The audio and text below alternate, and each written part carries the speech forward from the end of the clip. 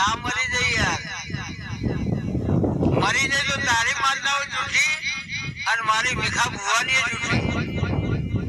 હારા એ તારી માતા એવું બોલી હતી કે હું મનસંગ બનાના હાથે બેહી, બીજાના હાથે બેહું નહીં. તેને ખબર નથી મરી જવાનો. શું કરવાનું નામ લેવું પડે માતા? તો એ દાડી કેવું છો ને ગમે તેના હાથે બેહું. હવે કોતો તારો બાપને હળગાવી દે, કોતો બે હાથ કાપી લે, કારણ કે એના હાથ વગર માતા બેસે નહીં. એટલે આ ભાઈને એવું થયું ભુવાજીને અમારા સંબંધો હારાય એટલે હારું લગાવવા કે કીધું હેડ હું જોવા આવું કેવા મરી જાય મારે જોવા. ગાંધીનગર શહેરનો ડોક્ટર નો બહુ બે હોમિયો બીટકોણે પેલા હવારમાં આવે તો વહેલા ઉઠીને ફ્રેશ થઈ અને હું દાંતણ કર્યા વગર જીવતો, બ્રશ કર્યા વગર. ડોક્ટર કે જલ્દી આવ્યો સાહેબ 50% જ કામ કરો, તમે તમારું કરો હું મારું કરું. ખબર લેવા આવ્યો.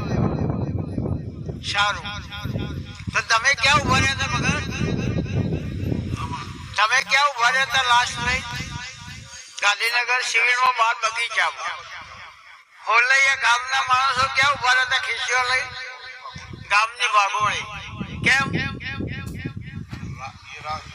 કવડાવશે કવડાવશે.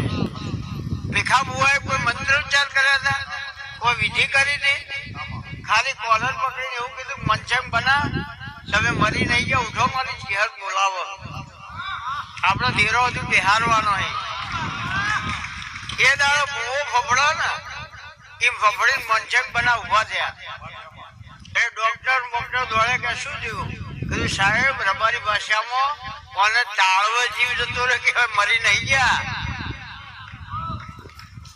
અને આવી રીતના જેટલા મારી નોખ્યા છે તમે, એટલે મરી નહીં ગયા, તાળવો જીવ જતો રહેતો. એ દાડે મેં શું કીધું હતું ભાઈ, 1 વર્ષ ને 63 દાડા તારા બાપને કોઈ નહીં થાય. ચોથી મંદિર બનાવી દેજે, માતા બિહારી દેજે. 1 વર્ષ ને 63 દાડા પૂરા થાય એટલે હવારમાં 9 વાગશે. તારા ફાધર 7 બીડી પીહે અને 8મી બીડી હાથમાં છે, મરી જાય ત્યારે કોઈ નહીં બચાવું. ભીખાની માતા કહું